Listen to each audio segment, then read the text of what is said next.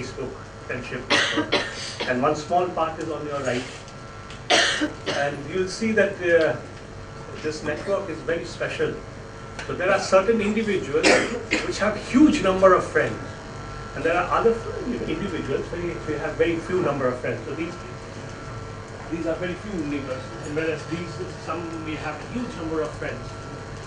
Now, scientists have come up with models that suppose I just took out a coin randomly and I started tossing it, and I said, okay, every time I have a head, I'll make a friendship. Every time I have a tail, I will not become your friend. And I keep on doing it, and I make a friendship network like this. And then I pass the coin to the group, and then so does he. That's the same thing.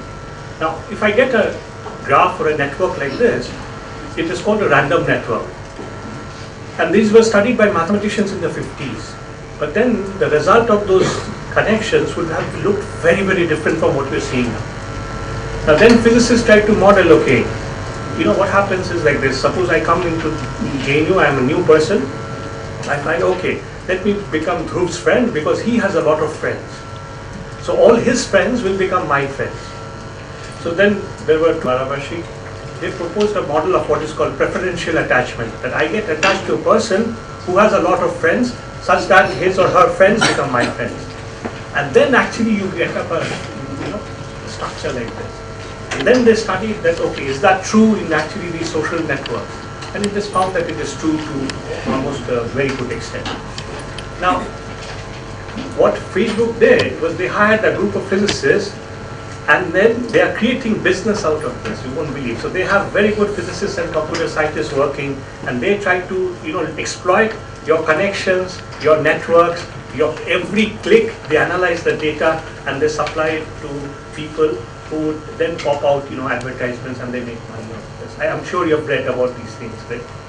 Now, so I'm saying that the friendship, the way the social scientists used to study, now with the advent of this technology, social media, network studies, from computer science and physics, has taken it to a completely different thing, which maybe 20 years back we never thought people would study networks of friendships.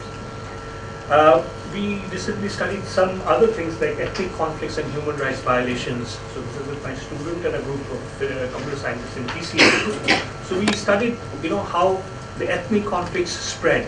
So this is from a very different perspective than what social scientists used to study, and how human rights violations, whether they have any cause relation effect with ethnic violence. So we studied how things spread, so in spatio-temporal dynamics of these. So I'm not going into the details, but if you are interested, please you can contact me.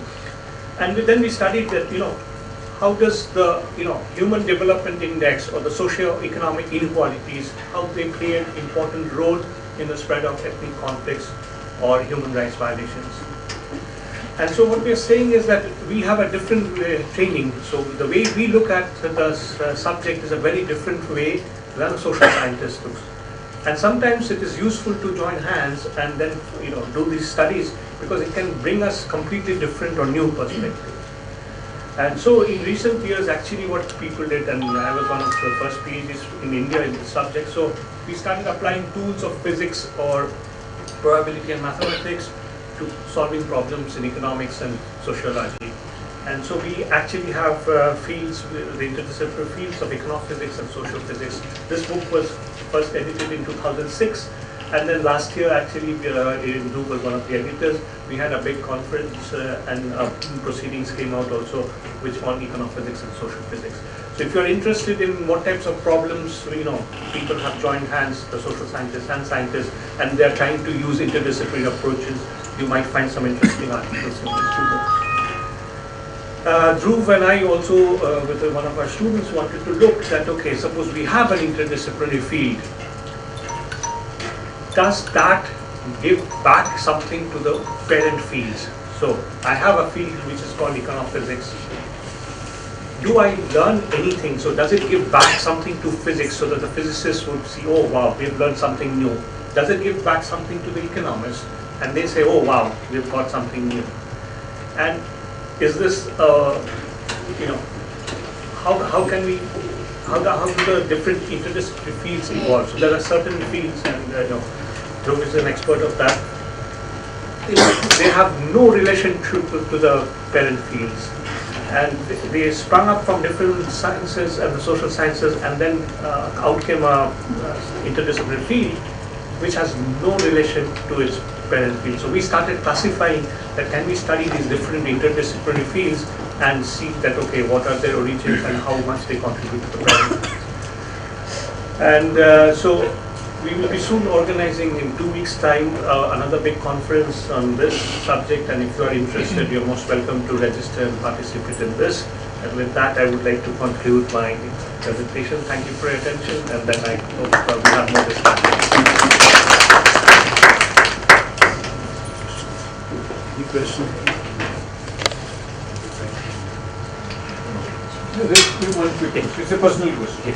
So how do you find yourself in this new kind of collaborations where your co-authors may not be technical scientists? Right, so it's not very easy to start a dialogue with them and collaborate, but it's very useful definitely. So I'm trained as a physicist, and it is not always easy to talk to economists or sociologists, but then we learn a lot, and so we're now going into new things like experimental economics, and then with Dhruv we're doing some new data analysis which will tell how subjects evolve and how interdisciplinary is formed.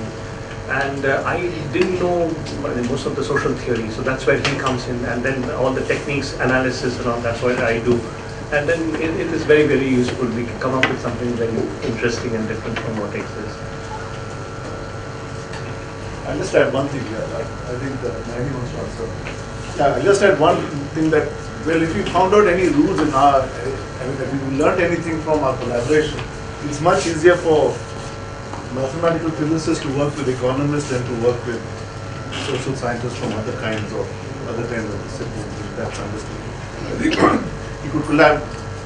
We talk to each other is another issue, but you find it more easy to collaborate, say, with somebody working in behavioral economics like Sujoy or something, where you use certain kinds of models from statistical physics to economics. And I think the real challenge for this kind of interdisciplinary conversation between the science and the social sciences is going to be when you move out of the physics economics collaboration to other kind of collaboration. Yeah. It's a very simple question. In a higher level,